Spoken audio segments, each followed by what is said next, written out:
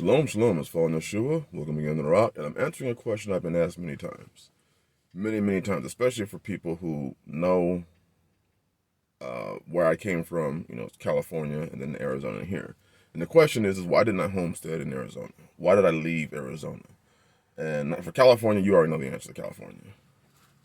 But California, Arizona, Nevada, Western Texas, they're all having the same general problem. But especially when you hit California, or Arizona and California, Nevada, and New Mexico, it's water.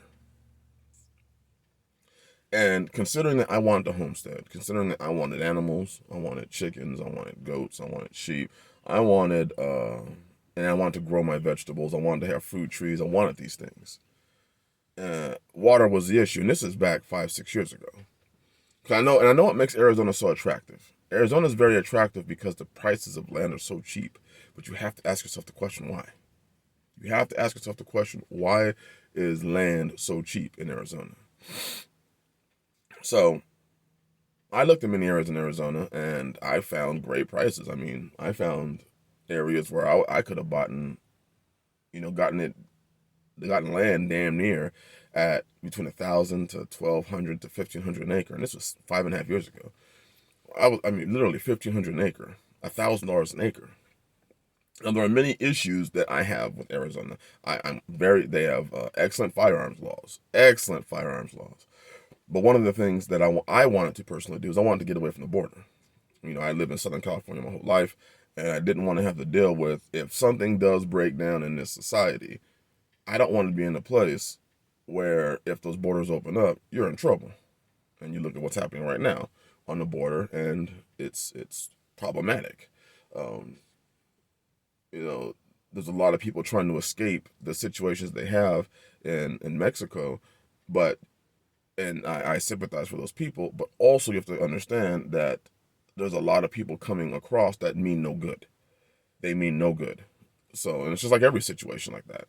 Um, when people leave California, when people looked at me, when I came out here, and or I left California, went to Arizona, people looked at me like, why are you out here? Because it felt like I was leaving a country called California and moving to another country, and people didn't want the politics. People didn't want the behavior of Californians in their state. So I had to prove, just like when I moved out here to the Ozarks, I had to prove that I'm not one of those people in California. I'm not one of those people in Arizona. That I came out here intentionally not to change the politics out here or to bring liberalism out here. No. I wanted to enjoy the freedoms that this area brought, but I digress. But water is the issue. I had a friend who lived outside of Tucson, Arizona. I think he lived in Marana, Arizona. I believe it's called Marana, something like that. And he dug a well. $40,000. He had 17 acres. Dug a well. $40,000 for his well. 40. I'm not playing. I'm not exaggerating. With all the work that it needed to do, with all the caving in that happened, with the depth, 40 grand. He hit water, and the water lasted 2 years. 2 years. He told me this story when I was talking to him about homesteading, because he had cattle and he had cows, and he was feeding his cows. And he also ran a little auto shop out there. The well went dry. Paid another $60,000 to have them dig a well on the opposite side of his property. And that well went dry in less than a year because Arizona or Tucson was expanding their water rights, because the people in Tucson, a large city in Arizona, needed water. So they kept buying water rights out further and further into the desert.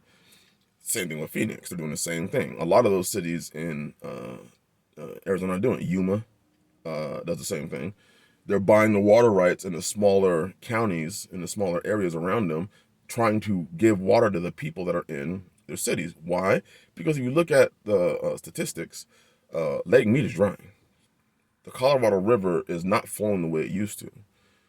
It's not getting enough rain and snowpack in California, Arizona, the Colorado Rocky Mountains. There's not enough snowpack. So a lot of that runoff is just not happening.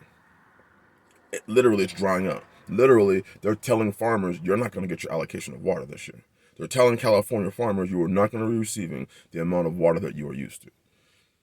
That was a concern because I'm like, $100,000 and your wells go dry in 3 years. And when I left, he was still paying for, now he had some good paying jobs, but he was still paying for wells that were now dry.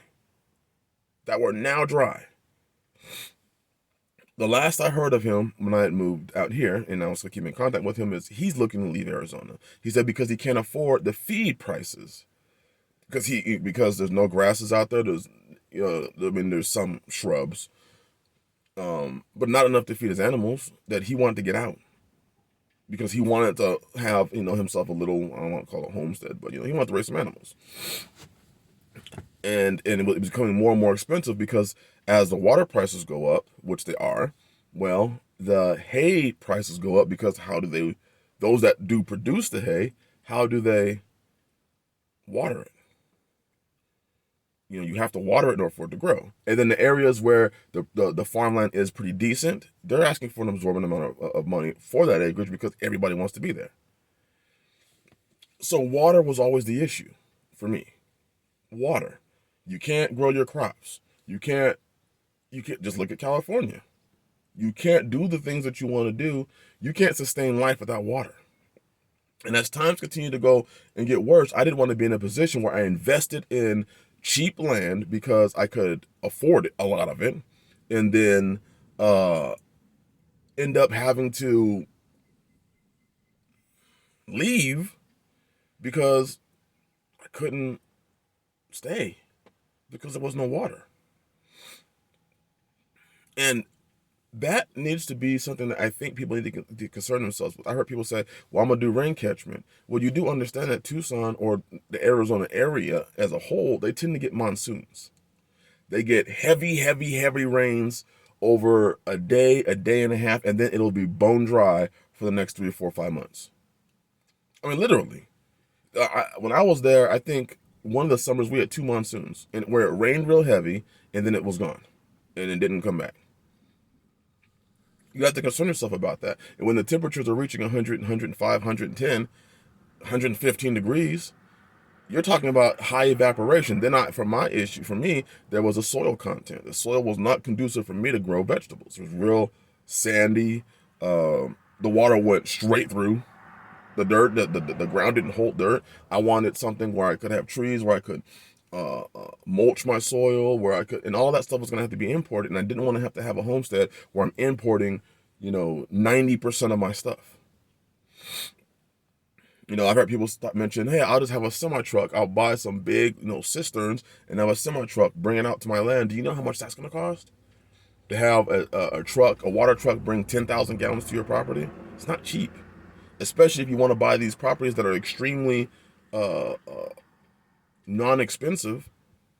You're talking about, then there's the building of an infrastructure in a property. You're looking at hundreds of thousands of dollars likely that you're going to have to invest if you want to buy a piece of raw land in Arkansas. And majority of that money is going to go towards water preservation, holding water, storage tanks, protecting the storage tanks. Now, am I saying it can't be done? No, I'm not saying it can't be done. Obviously it'd be a lot easier if you were a single man and your water needs were very, very minimal. I mean, sure, you could buy a, couple cisterns, a couple thousand gallons of water, fill it up, and that probably lasts you quite a bit of time. But if you're talking about a man who wants to raise a family out there, it was not feasible. It was not feasible for me to do it. So water is one of the major reasons that I chose to leave the West. I mean, how many creeks and streams and rivers do you see flowing in Arizona? Most of the creeks are extremely seasonal. Monsoon hits, creek runs, and it's so bad out there that people actually sell creek beds. People will buy the creek bed because it's so cheap. And then the monsoon comes and it washes away their trailer, but the creek bed is literally dry. Literally, some of the creeks out there will run literally 2 weeks and then be dry and then run maybe another 2 weeks after the next monsoon, and then it's just dry. Water is too valuable. It's too valuable for me to gamble with my family, with my, at the time it was your sister T, and the children. It was too valuable for me. I wanted to be as self-sufficient as possible. And as water becomes more scarce, and you're seeing it, these metropolitan areas in the West are recycling more and more and more and more and more and more water. And that's not a long-term sustainable situation. It's not. It doesn't rain enough. That's the reality. It doesn't rain enough. And as these problems become exacerbated, because they've only gotten worse since I left, as they continue to get worse in these Western states, you could literally see state water wars. You may literally see, I mean, when you have a state tell you that, that they're closing car washes, and they're closing, they're fining people for washing their cars and their property, or they're mandating that you plant drought tolerant plants, and you can't have grass. If you look at Arizona, you'll notice most of the lawns are rocks. They don't have a lot of grass lawns out there. A lot of the scenery is, cactus or cacti. That should tell you something. That's one of the reasons why I didn't move to Arizona. I chose not to homestead in Arizona. I was very tempted to, but after doing the research and just realizing, looking at the water, how the water was in that state, I realized this is not a feasible thing for me to do. It's not feasible. If I want my children's to inherit this land, or as long as the earth continues, before the Most High comes, or before Yeshua comes, I want them to be able to have this as generational lands. I'd probably want to choose an area that has water, that can sustain life, because how foolish would it be for me to put in all that effort and time and work to build up a homestead that I won't even be able to see it in my lifetime prosper because there's no water there. So I know that the cheap property is very, very enticing. The low cost is very, very enticing. I have a lot of people contacting me about Arizona, about, even New Mexico. And you have to understand that these areas don't have water. They don't have water, which is why a lot of these lands have been sitting there available, or when you go out there, you